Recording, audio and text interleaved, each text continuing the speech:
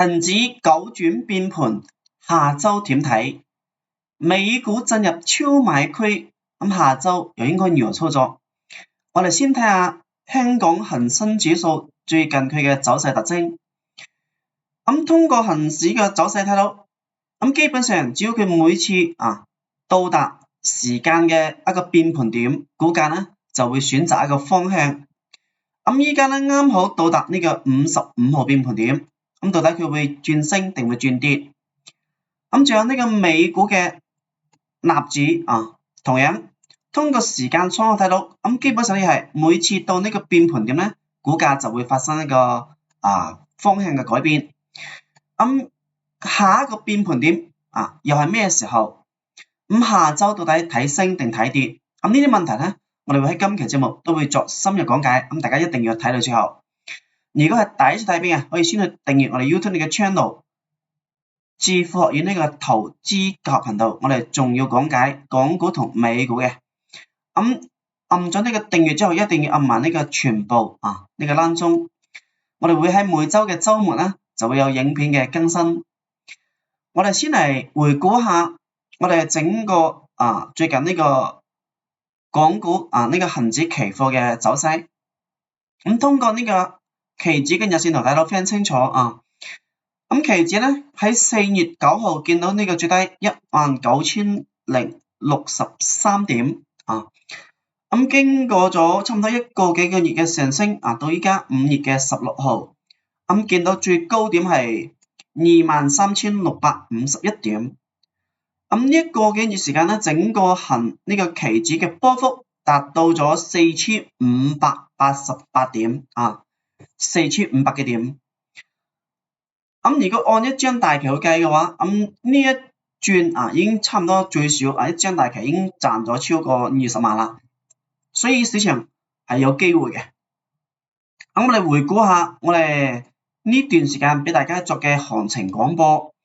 咁喺4月9號，我哋喺我哋嘅港股廣播頻道裏面俾大家作咗呢個提前嘅預測。我哋講到4月9號就係一個九轉嘅變盤信號出現嘅時候咁當時咧啱好就係咩就係4月9號呢個底部嘅位置當時咧當時喺4月9號嘅9點25分開市之前，當時就跌咗差唔多600幾點嘅。咁當時咧4月9號係由跌轉升收咗支陽燭，所以呢個叫九轉嘅變盤咁到喺5月嘅12號，我哋再次提示依家到咗咩周三就係九轉嘅變盤。5月嘅14號咧就係咩九轉嘅變盤出現嘅時間。咁喺5月嘅15號，我哋提示資金60分鐘期指嘅已經開始流出啦，好倉保留1/3，再開少量嘅科指或者國指嘅淡倉去對沖。咁我哋睇下呢個位置係呢次嘅4月9號係呢次嘅底部經過波下跌之後到咗呢個位置轉勢向上。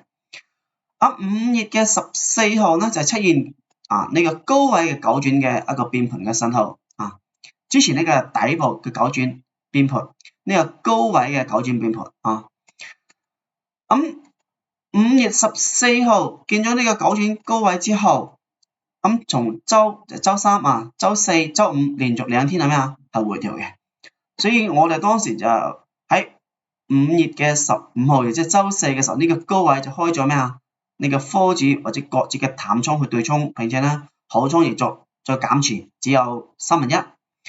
所以如果你能夠跟蹤我哋嘅廣播作為喺4月9號開始見好倉呢個買入，一直揸到5月嘅14號九轉呢個高位再減倉嘅話咧，咁你呢一轉係咪最少咩4500點一個波幅，差唔多最少一張大旗就賺20萬所以做投資只要你跟足我哋嘅策略做絕對係大賺小賠永不坐艇。所以我哋講到投資賺錢一定係贏在先知嘅咁包括睇到我哋呢個會員就係跟足我哋嘅去做嘅話，佢話呢一轉賺咗咩4500點。剛好就係450萬啊。咁人哋嘅資金量比較大啊，所以佢呢個倉位就比較重啲啊，賺咗450萬啦，一個幾月時間啊。所以做投資先知先覺食肉啊，後知後覺飲汁，不知不覺埋單。你到底食咗肉咧，定係飲咗汁咧，定係幫人哋去埋咗單咧，就睇你嘅選擇啦。咁如果你係第一睇片嘅，之前未有體驗過我哋嘅呢個行情廣播嘅咧，依家可以喺評論區回覆168啊。咁只需要$168就可以加入我哋呢個廣播咧，去體驗一個月嘅時間。咁我哋嘅會員係一個月嘅時間已經賺咗450萬啦啊！咁依家你只需要$168就可以體驗一個月啊，就睇你是否想去改變。咁我睇下下周我哋嘅港股嘅操作嘅思路啊。咁首先我哋講到啦啊，依家呢個我哋嘅恒生指數啊，到咗一個時間嘅變盤點。咁我哋講嘅呢個時間變盤啊，佢嘅呢個變盤點有3啦、5啦、8啦、13啦、21啦、34啦、55啦等等，呢啲都係重要嘅時間週期啊。咁比如睇到呢個位置係從呢個反彈到呢個3變盤調整，咁再反彈到呢個5又係咩啊？變盤調整。咁回到呢個8變盤咩向上，咁到咗13咧開始回調係咪？咁再反彈到21咧又見頂回落，咁跌到呢個34咧又開始咩啊？又轉勢向上。咁依家就啱好就到55號變盤點啊。咁之前基本上每個呢個時間週期都轉咗勢。咁呢個55呢個位置到底會唔會轉勢向下咧？所以呢個就係我哋要解決嘅問題啦。咁我哋先睇下我哋呢個恒生指數呢個日線嘅頂底先知啊。咁同樣我哋通過呢個九轉去睇呢個變盤咧，亦可以佢嘅時間都係一樣嘅啊。啱先係通過呢個時間週期睇到，依家咧通過九轉變盤，同樣兩個週期兩個不同嘅時間嘅預測都係同一日喺周三係變盤都係同樣嘅時間週期係咪？55個位置係咩啊？周三。咁呢個九轉變盤咧，又係咩啊？今周嘅周三。所以點解呢個恒指會喺周三就見頂回落原因就喺呢度佢有兩個時間嘅變盤，一個係時間週期，一個係九轉變盤。咁依家到咗九轉變盤，我哋睇下呢個9呢個低位，周五嘅時候啱掂到，但係仲未有效跌穿，所以下周就特別注意呢個位置啦。如果跌破周三呢個低位，呢個九轉低位嘅話，並且啲資金係呢個紅燭縮短，資金流出嘅話咧，咁就調整嘅幅度就會比較大啲。咁假設佢下周冇穿係咪？並且資金亦冇明顯嘅流出嘅話咧，可能你只係咩喺度橫擺震盪咁如果突破呢個九轉高溫咧，就會繼續升嘅，好似之前呢個位置睇下呢度呢個位置亦出現咗一個九轉嘅信號，但咧佢並冇跌穿呢個低位並且喺呢個位置係咩係收人突破呢個九轉高位嘅，所以就繼續睇升。咁同樣依家一樣嘅，就睇佢到底係升穿定係咩跌破呢個九轉周三呢個高低位啦。所以我哋做投資一定係有策略嘅咁如果通過我哋嘅資金去睇，目前佢嘅資金呢個燭仲係比較闊、比較長嘅咩時候先有真正嘅風險？就係呢個紅燭開始慢慢縮短啦，係咪？或者變綠色啦，咁樣佢先能夠咩容易見頂下跌嘅，比如呢個位置係咪？呢個位置所以我哋佢到底係咪真正已經呢個確定走弱咧？就睇佢資金會唔會變成綠色咁呢個繼續去跟蹤。咁同樣再通過我哋嘅散戶錦囊分析目前佢仲係咩呢個粉色嘅持股線如果佢股價跌穿呢個粉色變成黃色，呢度變成黃色嘅話，就會咩確認係走下降嘅。咁目前咧仲未有跌破亦未有變成呢個黃色，仲係粉色嘅，所以仲要繼續跟蹤。但係已經依家到咗轉勢嘅位置，一定係咩你要減持嘅啊。咁我喺週五嘅時候係咪已經開咗叫大家減持啦啊，並且開咗呢個淡倉嘅對沖，所以做投資一定有比較咩啊明確嘅策略啊，咁樣你先能夠迴避呢個風險。咁睇到呢度，大家覺得有幫助嘅，先俾個 like 啊，亦可以 share 俾朋友咧一齊學習。我再睇下關於美股方面啊，咁美股同樣通過我哋時間週期睇得非常清楚啊，變呢個位置係咩啊？呢個位置係3號變盤點係咪？啊，呢個係5號變盤點，呢度係8號變盤點，呢度係13號變盤點，呢度係21號變盤點啊。咁之前睇下股價跌到3號變盤點啊，由跌轉升，升到5號變盤點，再咩啊？再回調。咁再反彈到8號變盤點又回調，咁跌到13號變盤咧又跌轉升，咁21號變盤咧有個咩啊調整。咁依家咧下個變盤點嘅時候咧，下個變盤點就係34啊，34。咁依家你睇下，從21到34有13個交易日，咁依家已經升咗啦，2、4、6、8、9，而且話已經走過咗咩啊？9個交易日啊，今晚就係第10個交易日啊，而且話下週嘅週三附近就係納指嘅一個重要嘅變盤點啊。週三或者週四附近要特別注意啊！如果再通過我哋嘅頂底線珠睇啊，同樣咁9轉變盤咧，週四已經到咗5號，咁今晚咧就咩啊？就6，而且話下週嘅週三同樣啊，下週嘅週三就係9轉嘅變盤，所以兩個時間週期差唔多一樣嘅啊。咁並且咧，依家佢亦到咗呢個超買區，睇冇？出咗呢個白色啊頂部來臨超買區啊，咁呢個底部嚟臨就係超賣啊，所以超賣之後資金流入就容易咩見底上升。咁到咗超買區啦，如果資金流出就會咩回調，所以呢個下週嘅週三就係9轉嘅變盤嘅位置。如果9轉變盤出現之後唔能夠再突破，係咪？唔再突破呢個高位，並且呢度咩啊？趨勢轉勢向下，資金流出就容易下跌調整。所以下週週三啊9轉變盤，到底佢會點走啊？至關重要，通過指標去跟蹤就得啦啊。咁只要資金冇流出就冇問題。如果資金流出係咪？並且呢度轉勢向下嘅話咧，就會見頂回落，大家一定要注意啦啊。所以週三、週四啊特別注意啊。咁再通過我哋嘅散戶感龍睇得非常清楚，同樣依家咧仲係粉色線，如果跌穿變成呢個黃色嘅話，咁就容易咩啊？下跌調整啊。咁只要跟蹤我哋嘅指標去做就得啦。咁再睇下我哋嘅熱門股，我哋今期節目會講下呢個美股嘅 MSTR 和微軟，仲有港股嘅騰訊、阿里、小米和吉利。我哋先睇美股嘅 MSTR 啊。